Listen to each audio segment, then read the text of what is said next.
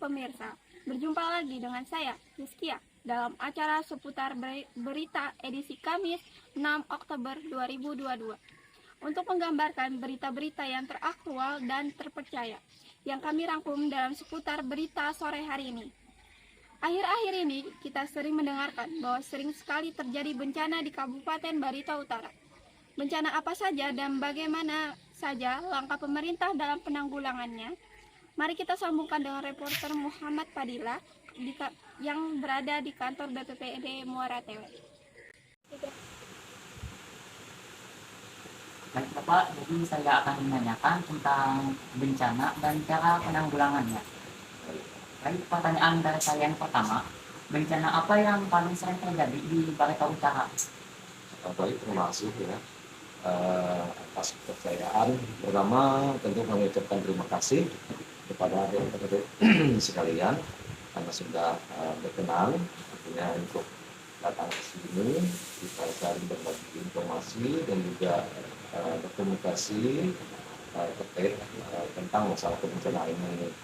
Nah, terkait dengan pertanyaan tentang bencana yang sering terjadi di Kabupaten Barito Utara sesuai dengan kondisi geografis wilayah kita Kabupaten Barito Utara bahwasanya yang sering terjadi bencana alam yaitu banjir ya.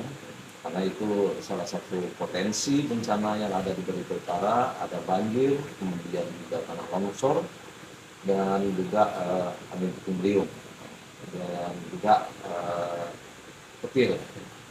Namun yang sering terjadi adalah banjir karena memang kita adalah wilayah yang memiliki banyak sungai.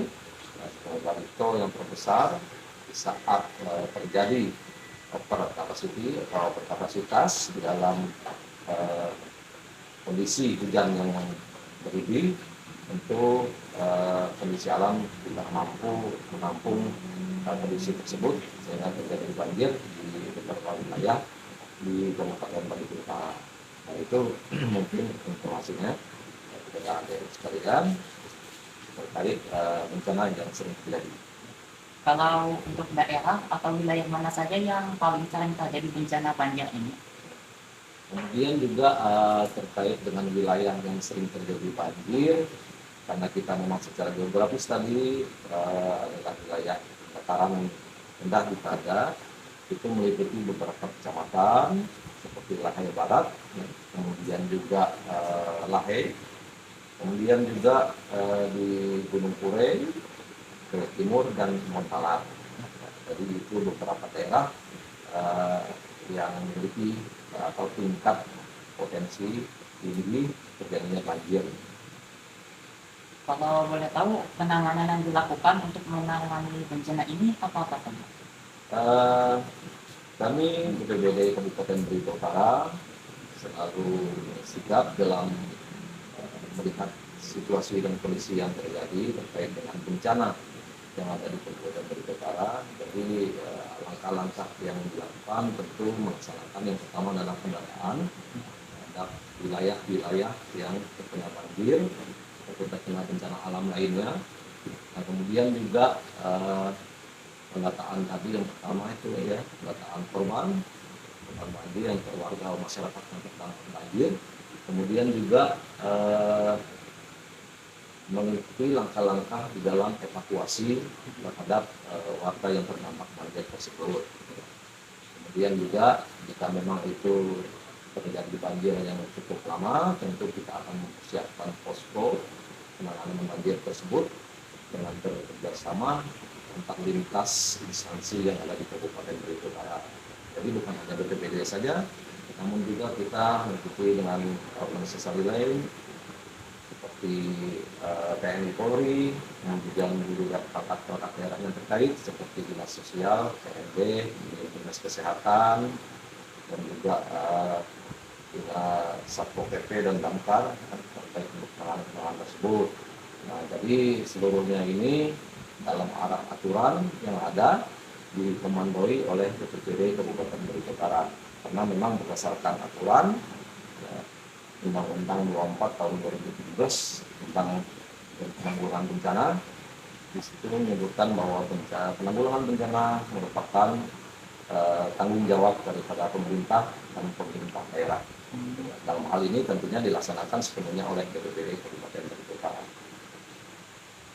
Apa Bapak ada saran kepada masyarakat untuk memahami dampak bencana tersebut? Untuk warga masyarakat Kabupaten Barito Utara, bahwasanya pemerintah tidak dapat artinya dalam penanggulangan bencana tidak dapat bekerja sendiri. Kita dalam penanggulangan bencana itu dimulai dari tahapan-tahapan pencegahan. Nah, disinilah peran aktif masyarakat di dalam upaya untuk mencegah dan supaya tidak terjadinya bencana alam di daerah kita, seperti melaksanakan, ambil contoh yang paling ringan saja, tidak membuang sampah sembarangan, ya, apalagi membuang sampah itu ke saluran-saluran air ataupun ke alam, misalnya membuang sampah sungai. Ini kita kurangi secara bertahap agar masyarakat dapat melihat ini sebagai salah satu langkah-langkah. Kemudian juga dalam hal banjir misalnya, pada warga masyarakat dihimbau untuk tidak membangun rumah ataupun pemukiman di wilayah yang memang di situ berpotensi mudah banjir. Kemudian juga yang dapat dilaksanakan oleh masyarakat adalah artinya menjaga alam. Jadi penting sekali, artinya kita menjaga alam, maka tentu alam akan menjaga kita. Hindari hal-hal ataupun perbuatan-perbuatan, misalnya penebangan pohon yang berlebihan ataupun tidak terkendali.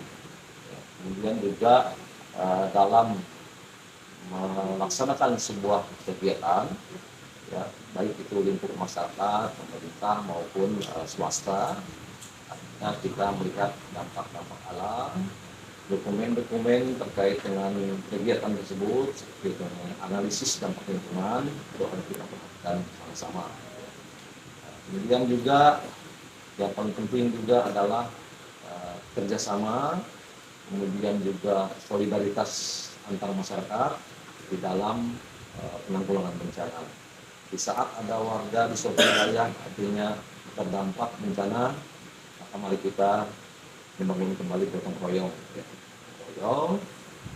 yang tentunya kebersamaan kita di dalam penanggulangan bencana.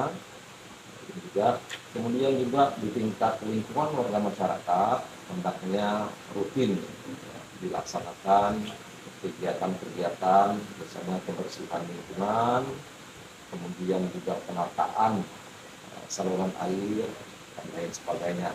Sehingga dengan demikian kita berharap wilayah ataupun kabupaten yang kita cintai ini dapat terhindar dari bencana alam yang tidak kita inginkan.